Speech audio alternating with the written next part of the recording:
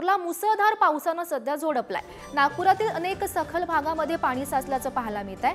नागपुरातील जोरदार पावसामुळे आज शाळांना सुद्धा सुट्टी जाहीर करण्यात आली आहे। पूर्व विदर्भातील जिल्ह्यांना आज ऑरेंज अलर्ट घोषित करण्यात आलाय।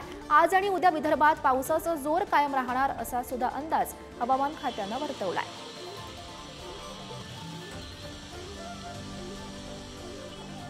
नागपुरातली ही दृश्य सकाळपासूनच मुसळधार पाऊस या ठिकाणी सुरू असल्याचं पाहायला मिळत आहे। रस्ते जलमय झाल्याचं पाहायला मिळत आहे। घरांमध्ये दुकानांमध्ये पाणी शिरलेलं आहे। सोबतच आपण पाहू शकतो ट्रक सुद्धा पाण्यात बुडाल्याचं पाहायला मिळत आहे। रेल्वे ट्रॅकवर सुद्धा पाणी साचलेलं आहे। नागपुरातून ही दृश्य आपण सध्या पाहतोय। मुसळधार पावसाचा फटका हा नागपूरला बसल्याचं पाहायला मिळत आहे। नागपूर शहरात सकाळी सुमारे 4 ते 5 तास झालेल्या पावसाने लोकांची दाणादाण झालेली आहे। आपण सध्या आहोत नागपूरच्या मानेवाडा ते बेसा या परिसरामध्ये, जो रोड आहे त्या परिसरामध्ये, आणि मोठ्या प्रमाणात जे आहे ते बेसमेंटमध्ये जे दुकानं आहेत किंवा घर आहेत तिथे पाणी शिरलेलं आहे। हे शाहूनगर आहे आणि या शाहूनगरच्या परिसरामध्ये आपण पाहू शकतो की लोक आता आपल्या बकेट्सनी पाणी काढत आहेत। लोकांच्या दुकानाचं मोठ्या प्रमाणात नुकसान झालेलं, खास करून जे बेसमेंटचे जे दुकानं आहेत।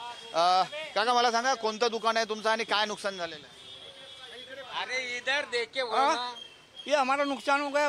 पूरा सामान नाश्ते का दुकान है। हाँ, नाश्ते का दुकान है हमारा, नुकसान हो गया। दुकान उघडलंच नाही उघडलं, पाण्यामुळे बंद पडलंय पूर्ण पूर्ण पाणी शिरलेलं आहे। दादा काय सांगाल, काय परिस्थिती झाली आहे? एक मिनिट इकडे तुम्ही इकडे या, कॅमेरा झूम होतो। फार्मसीचं दुकान आहे आपलं। नुकसान तर पूर्ण अर्ध्या टोंगळ्यापर्यंत पाणी आहे। पूर्ण कॉम्प्युटर खराब झालाय, बिलं खराब झालेले आहे आणि मालही खराब झालेला आहे। 4 ते 5 तासाच्या पावसामध्ये मोठ्या प्रमाणात पाणी शिरलेलं आहे। सखल भागांमध्ये पाणी शिरल्याचं दृश्य आपल्याला दिसून येते आणि अशा प्रकारचं जे पाणी आहे ते खास करून जे ग्राउंडचे जे दुकानं आहेत किंवा घर आहेत त्यांच्यामध्ये शिरल्यामुळे मोठ्या प्रमाणात नुकसान झालेलं आहे।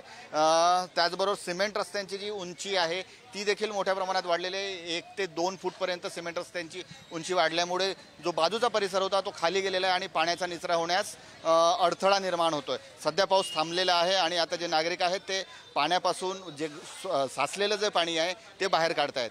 कॅमेरामन मंगेश मोहितेसह जितेंद्र शिंगाडे, पुढारी न्यूज, नागपूर।